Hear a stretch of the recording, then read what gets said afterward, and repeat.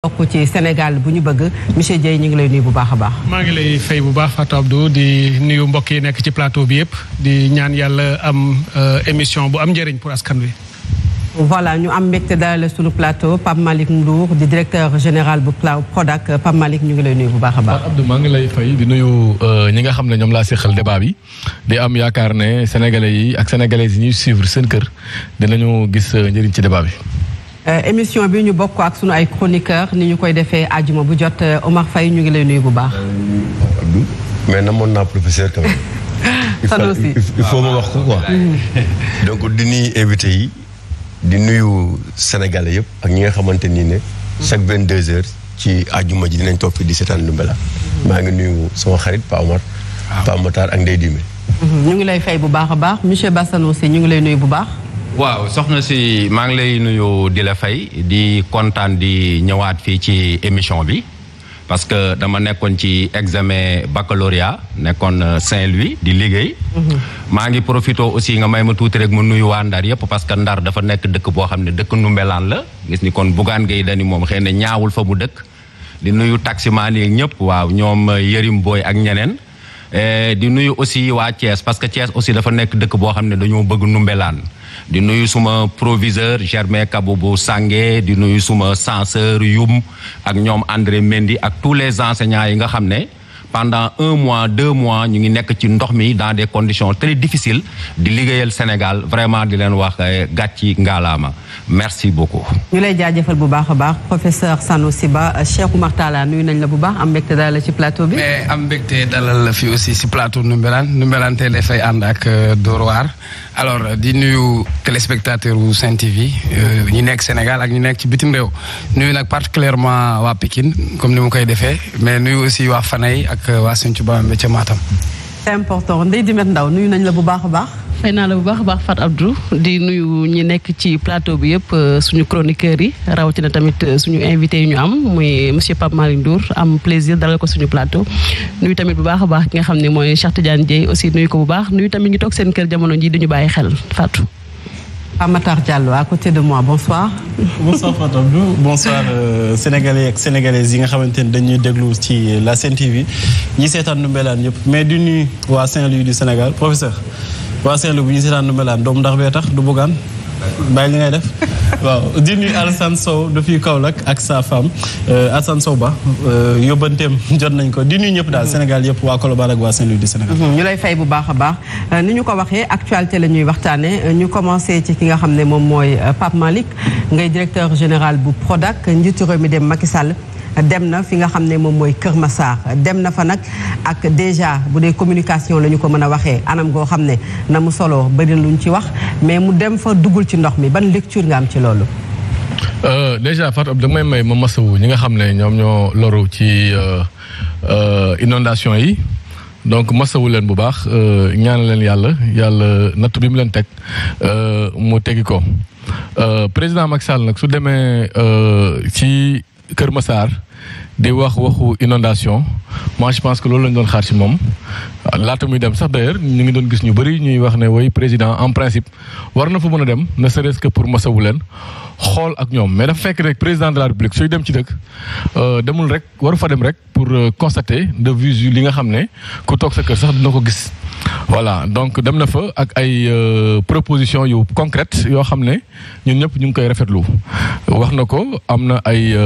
plan yoo xam ne tëral nañ ko am ay action ak ay projets yoo xam ne biral nañ ko war ko def am na si yoo xam ne sax d'ailleurs c'est en cours ça il faut le préciser donc mu ñëw gën leen ko féddalil pour ñoom ñu xam ne moom xelam musul jóge ci régler problème mu askan bi nag problème mu inondation boobu da ci topp maintenant nag bu mu fa demee lu mu sol ak lu mu ñàkk sol loolu je pense que appréciation wu sénégalais la rek su soloon tengaado ñu ne tengaado bi mu sol ñax lañ ko defaree fekk dañ ko waroon defee caoutchouc wala dara loolu moom du ma ci sori du ma ci xuus parce que moi je pense que il faudrait quand même que nous soyons très sérieux. dañuy wax ay sinistrés ñoo xam ne dañu nekk ci biir ndox mi dëkkuwaay yoo xamante ne mënuñu dem mënuñu dikk ngir ñu déplacé wu dañuy dugg ay Zodiac moom muy dem ñu gis ne njiitu réew yëpp bu ñuy dem ci ay événements yu mel noonu dañu koy partager ak population bi déjà moom mu dem duggul ci biir ñu bari ña nga woon ca biir ndax mënuñoo yegg si gisuñu ko il n'a pas pu rencontrer les sinistrés moom le chef de l'État. le président est un président d'action. Moi je pense quand même que nit ñi nekkul peut-être gis président ci ay kanam ak yooyu moo leen gënoon intéressé mais li leen gënoon intéressé mooy déglu président loolu je pense bien que quand même bépp nit bu sérieux boo xam ne dafay suivre di xaar ay mbir ci président loolu la waroon xaar ci moom en tout cas man personnellement je préfère entendre mon président mu wax ci lu leer ci loo xam ne mën nañu jëmal kanam man moo gënal foofu moo koy gis di xool lim sol ndax weex na wala bleu na wala cap la sol wekk solul cap wala moom la waroon sol moi je pense quand même que loolu c'est pas trop important. li am solo rek mooy def na fa ay propositions te biñ ciy cité mu nekk proposition phare mooy la départementalisation entre guillemets donc de la commune de Keur Massar. loolu je pense que ñu bëri nag ñu ngi koy ŋàññi naan waaw c'est-à-dire ce n'est pas une solution mais pour man loolu proposition bu pertinente la boo xam ne mën na régler ay problèmes yu bëri. parce que dafa am lu départementalisation àndal. dinañ ci ñëw mu gën a yaatu Pape Malick Oumar Faye bu ñuy ñëwee ci communication du chef de l'État démb fa nga xam ne moom mooy Keur Massar dañuy ñëw ci forme bi ñëw ci fond bi ban lecture nga ci am. waaw d'abord président bu nekkee un président d'action il a été un candidat de contact. il a fait le tour du Sénégal dem na sax ba au fin fond du Sénégal dëkk ci ay néegu ñax pour wane ne Sénégal laa gëm moom laa bëgg donc tey bu ñëwee en cette période d'inondation mu ñëw taxaw fële sol costume am sol tubayam mën na kuy dem congrès wala kuy dem feneen ça pose problème parce que xamewuñu woon Macky Sall bu mel noonu déjà yaa ko wax léegi mi ngi préparer tournée économique kuy préparer tournée économique nag mooy pare nga à rencontrer toutes les sensibilités tey population yi mën nañu nekk situation bi ngay ñëw taxaw yàggu fa aussi il faut tenir compte du temps il n'a pas duré en 2012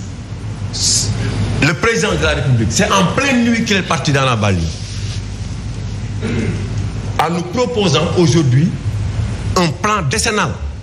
après avoir convoqué un conseil présidentiel plan décennal de lutte contre les inondations de 750 milliards ñu dem élection présidentielle mu ne sénégalais yi xawoon ngeen dee ci inondation en 4 ans en pleine campagne électorale mu ne à 4 ans j'ai réglé le problème des inondations c'est lui qui l'a dit maintenant aujourd'hui en 2020 xam nga président la ñu wax je ne peux pas retenir le ciel mooy ciel bi mënuma ko téye buy taw mënuma ci dara ça veut dire que donc il y a le président s'est relâché définitivement ça veut dire donc ce qui s'est passé avec le coronavirus en nous disant qu'il faut apprendre à vivre avec le coronavirus aujourd'hui le président Macky Sall pour lui il faut apprendre à vivre avec les inondations avec l'eau et dans l'eau alors que dans l'eau on ne peut pas avec l'eau on peut mais on ne peut pas vivre dans l'eau île de Ngor doy na ak île yi nekk fii mais mënuñu tourner waat tey à cette période où nous sommes président waxee lii réellement nit ñi yaakaaruñu woon ne président de la République donc vraiment tey taxawaay bii lay am d'autant plus que man maa gis de visu pour vous montrer la politisation de cette affaire j'ai vu moi des gens porter des t-shirts avec l'effigie du président bind fi APR mais comment en pleine souffrance ngay ñëw ay nit di yor ay ndënd ñu jël ay xale di leen mobiliser pour taxaw accueillir le président de la République ça c'est de manquer de respect aux populations de Keur Massar maintenant après on va vers la départementalisation bi ñuy wax dinañ ci dugg inchallah ci ñëw mu gën a yaatu Cheikh Tidiane Sénégal bi ñu bëgg est-ce que lii la doon xaar des sinistrés yoo xamante ne ñu ngi ci ndox mi di dund ay jafe-jafe ci Zodiac bi nga xamante ne moom la ñuy dugg di déplacer wu jóge ci bërëb dem ci beneen bërëb ki leen fa war a fekk si daanaka ñoom seenuñu ko ma leen di gërëm bu baax di bëgg sax du ma wax sax rek ci turu Sénégal bi ñu bëgg parce que lii xew te muy lu doy waar dafa dépassé tey cadre parti wala mouvement wala lu mu mën a doon lu rëy la fii mu ne balaa maa yegg si fii Kër Massar laa jóge en fait depuis 15 heures et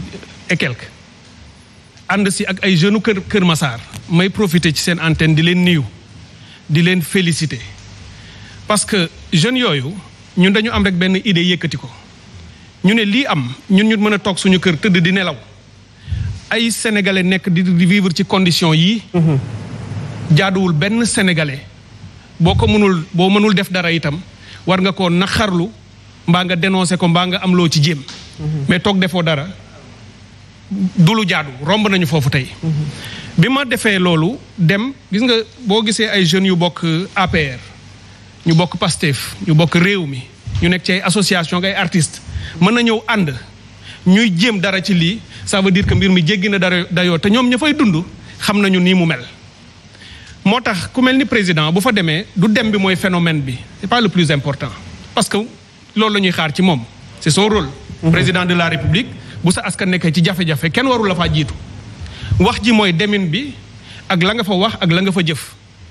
moom nag moom mooy juger ak ñi ànd ak moom ak ñi koy conseiller. bëgguma dugg ci forme bi parce que yéreeg yooyu ci ni fii ñu toll leneen la ñu doon xaar. man bu ma nekkoon ci place am gaal yi nga gis ñu toog ci wala radeau yi ñu defar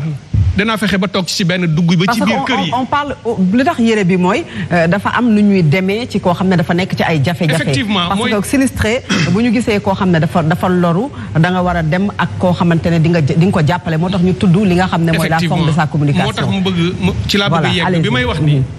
li ñu doon xaar ci moom tey mooy ñu gis compassion boo xam ne ni nga koy mën a firndeele du doon ci kàddu mais mooy nga dugg ba ci biir kër yooyu ñooñu di fa vivre di sénégalais nga ni bu ngeen fi mënee vivre ba tey te mënuma leen fay génnee te maa ko waroon def war naa mën a ñëw dugg ba ci seen saal yi ndox mi xuus ci nit ñi gis ni ñëwoon kat yëg naa leen te xam naa li ngeen di dund. parce que lii fa nekk ku ci tegul sa bët télé bi rek du ci doy man daf ma yéem quand j'ai vu ça moo tax ma jàpp ni fii ñu toll moo xam état mu ngi jéem ak jéemul ak lottu na ci gis nañu xëy na mu ngi ciy def mais xëy na mën nañu contester wala ñu critiquer defin wi ak résultat yi. waaye tey toll nañ foo xam ne bépp sénégalais war nga cee jéem moo xam ku dëkk Kër Massar ak ku dëkkul Kër Massar moo tax ma ni je profité li ma gën a insister pour ñëw pour xale yooyu tey nga xam ne ñu ngi ciy jéem ak initiative boo xam ne jàpp nañu ni yoon rek la ñu wone parce que du mooy mën a régler problème bi mais yoon la ñuy wone pour won état bi ni c'est possible gis nga tey amul benn sénégalais boo xam ne waroon nañ laa bàyyi nga continuer ci dund ci ndox mi parce que nit mënu cee dund mala sax boo ko gisee mu nekk ci ay jafe-jafe war nga am éthique de responsabilité wala compassion bu tax nga génnee ko foofa mais ñii ko gis tey ni ñuy dundee état rek moo mën loolu moo doon nga fexe bu ñu demoon tey président taxaw Kër Massar ni jël naa ndogal à partir de tey joxe naa délai wu une semaine au plus moo xam armée laay mobiliser moo xam lu ma mën a mobiliser ci réew mi mais dinaa génnee bépp sénégalais bu fi nekk te am naa fu ma la yóbbu parce que ñu bëri ñi fa des xam nga lan moo leen fa bàyyi ñaari yëf la benn bi parce que kenn bëggu faa dëkk loolu mooy hypothèse de départ bi kenn bëggul dëkk ci conditions yi kenn mënu ko mais bu fekkee da nga tabax sa kër loolu rek nga am moo xam prêt bancaire nga def wala dajale ba tabax ko lii fekk la fa boo amoon pexewu dem loué ji beneen kër da ngay génn ak sa njaboot dem fa boo fi toogee rek mooy xëy na bëgg nga ko mais mënuloo ko mu di benn kooku état moo la mën a jëlee foofu dem yóbbu lu fenn quelquefois même contre ta volonté parce que boo nekkee ci danger état war na mën a ñëw sauver la deuxième bi dañu naan bu ma génnee bàyyi fi samay bagage ak sama kër ak sama salon ak lépp sécurité bi du ma ko mën a assurer nit dina ko fi mën a ñëw jël ñu yóbbu ko donc yooyu bu fa nekkee nag état rek moo mën a agir te li ñu doon xaar ci président malheureusement moo doon des actions extrêmement fortes gisuñu ko ci taxawaay bi dem bi baax na waaye li ñu doon xaar ci jëfin waruloo nekk rek ci discours moo tax proposition yi xëy na dinañ ci ñëw waaye dañu jàpp ni tey li mu laaj li mbir mi laaj moo doon nga nekk président sol mbubb mi ba mu fees nga ne man bépp sénégalais bu nekk ci biir condition dinaa la génnee te dinaa créer situation yépp pour ñu yóbbu la feneen foo xam ne mën nga faa nekk dans de bonnes conditions nekkul nag forcément tente yi nga xam ne def nañ ko te gis nañ ko parce que loolu aussi permettre leen ñu mën a def li nga xam ni dinañ fa dund bu normal donc dinañ ci ñëw ci ay propositions yoo xam ne ñun ñu ngi ciy liggéey loo xam ne dañuy won yu état bi ni possible na ñu génnee nit tey dem loger leen ci yeneen logement parce que ñun def nañ ko et ça a réussi te ñu ànd ci ak ay jeune Kër Massar ñu identifier ay kër ñu wut ñu ko yenn yi ñu abal ñu ko yeneen yi ñu jël suñu alalu bopp dajale ko luweel leen ko génnee ay nit tey dugal leen ci ay kër yu baax ni leen dinañ leen ko fayal pendant 2 mois bu mbir mi jeexee ngeen dellu seen kër c'est pour montrer que c'est possible et ñu ngi ñaan état bi mu jaar ci yoon boobu ak bépp bonne volonté boo xam ne mën nga def loolu. alors professeur philosophe nga bu ñu ñëwee ci li nga xamante ne askan da koy dund ci jafe-jafe di xaar peut-être un président de la république bu ko soutenir président boo xam ne toog na lu ëpp fukki fan door a dem ci li nga xam ne ñoom ñoo gën a loru mën nañ ne fii ci département bu Dakar ci inondation yi lan nga ñu ci mën a expliquer. ci nga doon xaar xam nga Faty Abdou soo waxee ne philosophe nga c'est-à-dire que dafay tekki ni man damay nangu di gëstu damay nangu di gas du ma surfer parce que problème mu inondation du problème mu Macky Sall problème mu ñi fi jaar yëpp la xam nga ñun Sénégal dañoo toll foo xam ne nii dañoo bëgg actualité bu benn actualité amee ñëpp wax ci ñu bàyyi ko feebar bi nga xam ne nii moo taxoon ñuy wax actualité bi feebar bi di continuer gis nga dinaa la wax lenn man bi ma juddoo ba tey inondation rek laay dégg Sénégal 60 ans d'indépendance te mënuma koo waat ci yàlla de mais gëm naa ni ñun suñuy sët su fekkee changé wu ñu ñuy élire ay président dinañ ñëwaat toogaat ci yeneen plateau di waxaat problème mu inondation xam nga lu tax parce que problème mu inondation lan moo koy indi ay population dañuy dem dëkk foo xam ne nii kenn waru fa dëkk mais Fati Abdou le Sénégal n'est pas l'état de nature on est dans un état on est dans une société organisée dafa am un pouvoir central am des pouvoirs décentralisés am des pouvoirs déconcentrés am maire am préfet am fi SICAP am fi HLM nit ñooñu nga xam ne nii ñoom ñooy ñëw di jàpp ay doom aadama di leen bàyyi ñuy dëkk fu leen neex parce que dañ leen di jox xaalis wala parce que dañuy bokk sëriñ wala parce que dañoo bokk parti politique nekk ay directeur wala ay maire après retraité dem benn sanction li leen ci fekk moo tax Sénégal ku nekk di def li leen neex Macky Sall bi muy judd dafa fekk Sénégal am an inondation Ablaye Wade def na fi lu nekk ci inondation yi ak Farba Senghor gis nañu déplacer ay population ça n'a servi à rien ni ko sa waay waxee léegi Macky Sall wax na fi ne réglé na problème mu inondation yi tey lañ gën a nekk ci ndox man Ndar laa nekkoon Charles de Gaulle dafa fees ba dañoo mujj déplacer ñu gàddu suñuy bagage comme ay dof di dem ci beneen lycée te gis nga boo demee ci lycée boobu nga xam ne lycée bu mel ni Faidherbe la foofu Pamata Ndar la dëkk xam nga lu tax du taa parce que tubaab bi ñoo fa dëkkoon ça veut dire que nous avons un problème de mentalité ça veut dire que nous avons un problème de gouvernance nous avons un problème de sanction xam nga lan lañ war a def mooy directeur u SICAP directeur u HLM le maire le préfet le ministre ñi nga xam ne nii ñoom ñoo yore suuf yi di ko joxe ñi leen neexee bi inondation yi jaree amee ñooñu lañ waroon jàpp naq leen ci biir ndox mi tant que Sénégal ñu ngi bàyyi les responsables ñuy def lu leen neex di ko politiser Macky Sall moom waxuma ay waxam parce que Macky Sall son déplacement bi ñuy def c'est un déplacement qui n'a aucun sens déplacé na fa bu yàlla ji tawee mu ne moom mënul arrêter ndox mi mais c'est vrai mënul arrêter ndox mi mais jox nañ ko la possibilité la science et la technique jox nañ ko aussi la possibilité tey mu canaliser dëkk bi mais il pleut dans tous les pays du monde am na dëkk yoo xam ne day taw presque toute l'année duñu inondation donc loolu ay waxu politique la nañu respecter population yi xam nañ ne mënul arrêter taw bi mais waroon na ko mën a gas ay canalisation li mu def ci terre bi ak ay BR fatt dëkk bi ak ay projet yoo xam ne amul benn njëriñ li gën a am solo ci àddina tey mooy doomu aadama bi di yeewoo foo xam ne ni ndox du fa nekk donc loolu il ne fait que politiser le débat dem sol say costume sol say cravate ça ne sert à rien du tout dafa waroon a xuus avant xuus bi dafa waroon a Macky Sall ci boppam bi muy ñëw Sénégal waroon naa fekk inondation jeex Sénégal ils sont tous coupables et on les accuse tous responsables yi fi jaar yëpp tey dañ leen a waroon a criminaliser ils devraient payer devant le tribunal du peuple parce que lii ñoom ñoo fi dugal ndox mi. alors Cheikh Oumar est-ce que duñu wax ne quand même le chef de l'État def na ay jéego ci li nga xamante ne moom mooy mbënd mi puisque bu fekkee ne dafa dégager un budget de 10 milliards les 3 milliards pour soutenir ñi nga xamante ne ñoom ñoo am ay jafe-jafe déplacé wu ànd ak ñi mu war a àndal jël ay dogal ba ci sax li nga xam ne dinañ ci ñëw ci kanam duñu wax ne au moins def na ay jéego yu am solo. ci mbënd mi ta question m'a fait sourire parce que quand tu me dis def na ay jéego su jéego yu matoon du ñu fi toogaat 2012 ñu nekkoon ci ay inondation def nañ ay téléthon am na année boo xam ne le khalife général yi mu contribué na Mbaye Ndiaye bi nekk ministre de l'intérieur seen kër gi organisé na fi téléthon chaque fois parce que ay solutions yu ponctuelles la ñu indi j'ai comme l'impression que dafa mel ni xale bu nekk ci détresse wala muy jooy nga ñëw jox ko tàngal bu ñu nekkee ci ndox nga ne naa leen indil ceeb alors que ñun lu ñu soxla mooy ay solutions yu structurelles xam nga je vais pas être là di wax ci communication au président mais man dès le début bi fii ne këtt ne jonn rek mu toog palais def costume bu bleu bëgg a wax ak ñi nekk ci ndox mi j'ai vu un président distant à Kër Massar comment on a organisé parce que d'habitude wax naa la keroog maa ngi doon féliciter Marème Faye Sall parce que elle au moins elle a été au contact loolu ragal sax mu jële fa corona wala dara mais kii bi mu ñëwee dañu bunkeriser dëkk bi wut seen benn bâche ngénte même les chefs de quartier les acteurs principaux yi ngay wax ils n'ont pas été conviés ñu filtré ko ñëw na def na costume am sol na lu rafet taxaw na fële tàllal na loxoom wax na même dans sa communication moom moo tax xam lu tax mu dem di wax ay waxu département pour déplacer débat bi pour ñi wax ay waxu département alors que débat wu département commencé wul tey depuis 2008 ñu ngi ciy wax et puis mënoo dagg ci département dafay correspondre ci benn besoin benn cohérence territoriale c'est comme si man Cheikh Omar yaramu neen la def man maa ngi bëgg lu ma woddoo pour bañ a def yaramu neen nga naa ma naa la ñëwal ñetti Abdou Gara pour bàyyi loolu suma xel gis nga bu ñu naxante les responsabilités sont partagées comme Sanoussi a dit état yëpp am nañ ci responsabilité mais moom bi mu ñëwee am na programme bu mu teg programme décennal yaakaar naa mooy ci fukki at bi mu fi toogee léegi ñu jege fukki at qu'est-ce qui a été fait qu'est-ce qui a été réalisé Mansour Faye nekkoon na fi ministère bu yoroon loolu waroon nañ ko woo déglu ko laaj ko